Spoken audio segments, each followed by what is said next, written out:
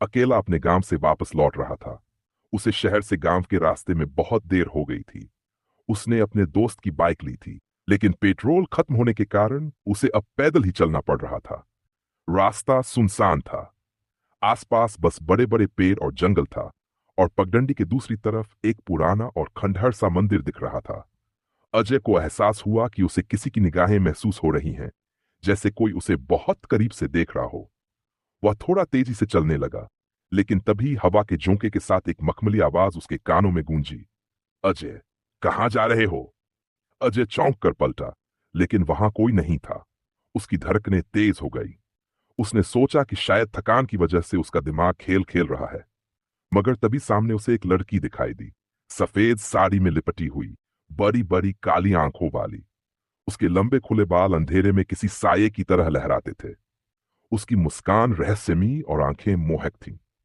यहां इतनी रात को अकेले क्यों हो? लड़की ने नर्म, मीठी आवाज में पूछा। अजय उसकी सुंदरता से सम्मोहित हो गया। उसकी आंखें लड़की के चेहरे से हट ही नहीं रही थीं। वह अनजाने में ही उसके करीब जाने लगा।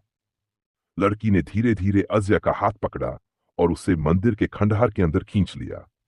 उसकी उंगलियां बर्फ जैसी ठंडी थी, लेकिन अजय के मन में कोई विरोध नहीं था। उसकी सारी चेतना जैसे उस लड़की की आंखों में डूब चुकी थी। मंदिर के अंदर एक अजीब सी ठंडक और सन्नाटा था। चारों ओर अंधेरा फैला हुआ था, लेकिन वह लड़की चमकती हुई लग रही थी, जैसे किसी और ही दुनिया की हो। उसने अजय की ओर मोहक मुस्कान फेंकी और उसके करीब आकर उसे अपनी बाहों में भर लिया। उसकी सांसें गहरी और लुभावनी थीं। अजय का शरीर जैसे खुद पर से नियंत्रण खो चुका था। उसने भी लड़की को कसकर थाम लिया। मगर तभी, जैसे ही उसने लड़की के होंठों को छुआ, एक अजीब और डरावना बदलाव शुरू हुआ। लड़की की त्वचा ठंडी से बर्फ जैसी हो गई। उसके चेहरे पर एक क्रूर मुस्कान फैल गई और उसकी आंखें अब चमकदार लाल हो चुकी थीं। अजय ने डर के मारे पीछे हटने की कोशिश की, लेकिन बहुत देर हो चुकी थी। लड़की ने उसे जोर से जकड़ लिया और उसके कान में फुसफुसाई। मैं कोई इंसान नहीं, मैं यक्षिणी हूं।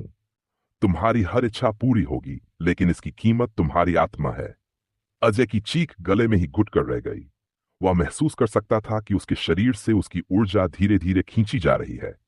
उसकी सांसें भारी हो रही थीं, लेकिन वह कुछ भी करने में असमर्थ था। यक्षिणी ने उसे जमीन पर गिरा दिया और उसके ऊपर बैठ गई। उसकी आंखों में वासना की आग जल रही थी, लेकिन वह आग इंसानी नहीं थी। वह भयानक और अमानवीय थी। अजय का शरीर अब पूरी तरह बेदम हो चुका था। यक्षिणी ने उसकी आत्मा को अपने में समेट लिया। उसने अजय के शरीर से अंतिम जीवंतता का रस चूसते हुए एक भयानक ठाका लगाया। उसका चेहरा अब विकराल रूप ले चुका था। आंखें गड्ढों में धंसी हुई और होंठों से खून टपक रहा था। अब तुम हमेशा के लिए मेरे हो, यक्षिणी ने कहा, और एक आखिरी बार अजय के होंठों को चूमा।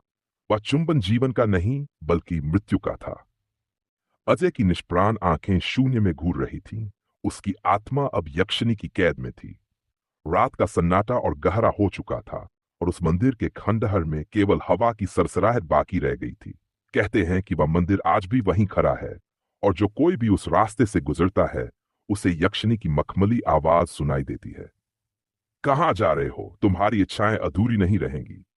और अगर कोई उसकी बातों में फंस गया, तो उसकी आत्मा भी यक्षिणी की कैद में सदा के लिए खो जाती है।